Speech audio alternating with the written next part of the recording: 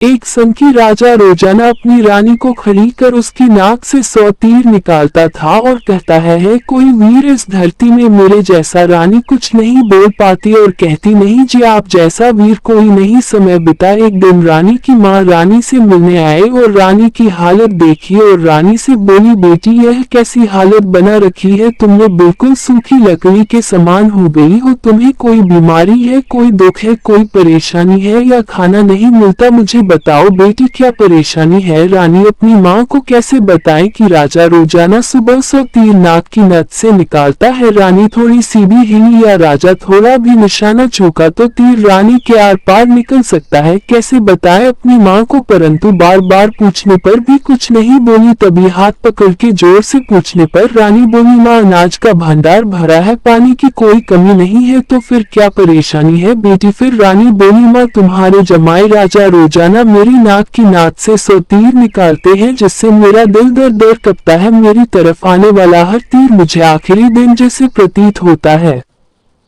यही बात मुझे अंदर ही अंदर खाई जाती है माँ, जैसे मेरा आज आखिरी दिन है। इसी चिंता के मारे माँ मुझे भूख नहीं लगती है, ना खाया पिया लगता है। मैंने कहा अच्छा यह बातें, हाँ माँ उनका तो रोजाना का ही काम है मेरी नाक की नथ से 100 तीर निकालना। अच्छा तो ये बात है, और बोलते हैं कि इस दुनिया में मेरे जैसा वीर कोई नहीं है। बेटी कल तुम राजा से बोलना कि बाहर तो निकलो, बाहर मर्द को खैर नहीं शेर को सवा शेर भी मिलता है संसार में। इतना कहकर रानी की माँ विदाई लेकर अपने घर चली गई। फिर क्या था, रानी को कल सुबह का इंतजार था। रानी सो रही थी, तभी राजा ने रानी का हाथ पकड़ा और बोला चलो रानी समय हो गया है तीरबाजी का। रानी सोचने लगी भगवान आज का दिन निकल जाए अच्छा रहे, फिर मैं राजा से बोल दूंगी जो माँ ने कहा है। तभी रानी बगीचे में खड़ी हो गई। फिर राजा ने रानी के एक के बाद एक करके 100 तीर रानी की नथ से निकाल दिए और फिर कहने लगे बोल रानी है क्या है, कोई सुरवीर संसार में मुझसे बड़ा। तभी रानी ने हिम्मत जुटाकर बोली आप बाहर तो निकालो, मर्द खेर नहीं, बाहर शूरवीरों की कमी नहीं है, शेर को सवा शेर जरूर मिलता है। तभी राजा सोच में पड़ गया और रानी से बोला मेरा खाने का सामान बांधो, मैं बाहर जा रहा हूँ, मैं भी तो देखूं है कोई इस दुनिया में मुझसे बड़ा शूरवीर। इतना करके राजा अपने राजमहल से रवाना हो गया। राजा चलते चलते रास्ते में आगे बढ़ा, तभी आगे जाकर उसने एक आदमी को दिखा जो एकटक सूर्य की तरफ देखा जा रहा था। तभी राजा ने उस आदमी से पूछा तुम एक और ही क्यों देख रहे हो। तभी वह आदमी बोला कि मैं इंद्रदेव के यहाँ अप्सराओं का नृत्य आदमी लेटा हुआ आसमान की तरफ एकटक देख रहा था। राजा को बड़ा कौतूहल हुआ, उसे शिवाय सूर्य के और कुछ नहीं दिखाई दिया। जिज्ञासा बस उसके पास क्यों भाई तुम ऊपर क्या देख रहे हो। काना आदमी ने कहा इंद्र के अखाड़े में परियों का नृत्य। एक बार फिर राजा ने ऊपर देखा तो कुछ नहीं दिखाई दिया, तो राजा आश्चर्य में पड़ गया। काने आदमी ने राजा से पूछा